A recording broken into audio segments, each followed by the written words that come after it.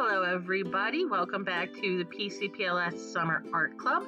This program is for all ages, kids, grown-ups, anybody can do our fun projects with us, and we hope that you stick around till the end of the video to learn how to share your art projects with all of us. So my name is Amanda. I'm one of the Youth Services librarians for the library. You'll find me in person at Portage and South Haven branches. And today's project is going to be a 3D foil art project. It's a lot like embossing.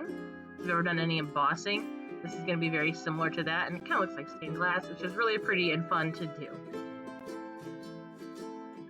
So the supplies that you're going to need, you will first need a piece of cardboard as the base for your art project.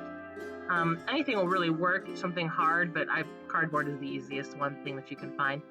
You'll need some yarn or some other similar size thick string. Doesn't matter the color. You'll need tape, maybe some glue, and some scissors. You'll of course need some sheets of aluminum foil. You could get like the fancy expensive embossing sheets, but aluminum foil works fine and you probably all have it at home. And of course you're going to want some Sharpies. They don't necessarily have to be Sharpie brand, but you need them to be permanent markers. Crayola or washable markers are not going to work. It's just going to wipe right off the foil. So you want a permanent marker, something like a Sharpie. So let's watch the video of how to go about doing this project. So you can see here I have a piece of cardboard here, and I have already wrapped the strings around it. You just need a plain big piece of cardboard, something sturdy for your base there. I already wrapped all the strings around mine. I just kind of took a ball of yarn and just kind of wrapped it forwards and backwards all around to make just kind of a random grid pattern. And I'll flip it over here so that you can see I had to tape it in a couple places to keep the string from sliding off. Once you wrap the foil around it, it won't matter, but I taped my string on. Now for this one, it's obviously just a bunch of straight lines because I just wrapped my string and then taped it.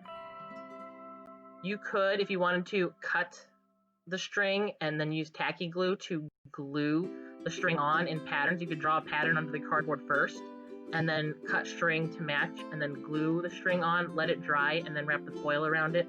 But I just wrapped it and then taped it, and so I have straight lines, kind of a geometric pattern for this.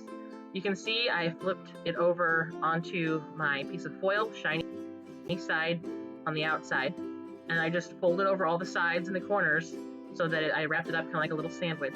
And now what I'm going to do is rub my hands over top of my picture that I made so that I can push down the foil, and you can see anywhere there's a piece of string, the foil doesn't go down. And I'll go over again, I'm rubbing it with my finger there. That's what's really going to make it kind of stand out.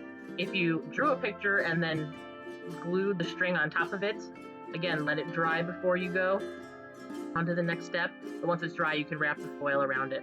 And then all you got to do is grab your Sharpie and color in each little section in between the string. It kind of ends up looking a little bit like a stained glass, and I did that right there so that you could see. Don't touch the Sharpie where you just colored until it's dry. You need to give it a couple seconds to dry out first before you really get going on that. Otherwise, it's going to get all over your hands. So don't touch the Sharpie once you've colored it. Let it dry for a couple seconds. And then you just keep switching your colors. Do any colors that you want. I picked light colors because I think it looks a little bit nicer there, but it doesn't really matter what colors you choose.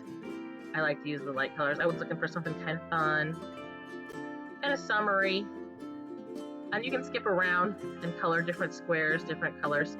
I'm trying to use each color here once so you can see kind of what they look like.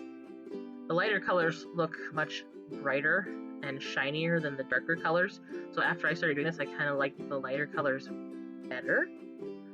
The original picture, kind of on the first couple slides, was this as a finished product. So if you want to see what my finished product looked like, you can go back to the beginning of the video and see the picture of my original, which is this one. And this is why you have to use the Sharpies and not a magic marker, because like when you saw me touch the blue section, yeah, you can see that that's what it's going to look like if you were to do magic marker over the whole thing. Anytime you touched it, it would just come right off on your fingers, and you don't want that. You will be a big mess if you happen to do that. For whatever reason, my purple marker was kind of dead and it wasn't coloring very well. when I was trying to color it. You don't want to push too hard either with your marker because you'll make like funny marks in the foil, and you don't really want to do that. You want it to be kind of smooth and gentle, so I'm kind of using the flat side of the marker as I color.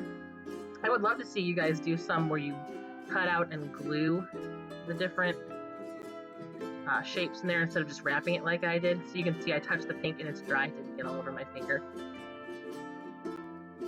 If you want to share your art project with us, we would love to see them. So email me a picture of your art project. This is my email, akeppen@pcpls.org. Make sure you type Art Club in as the subject.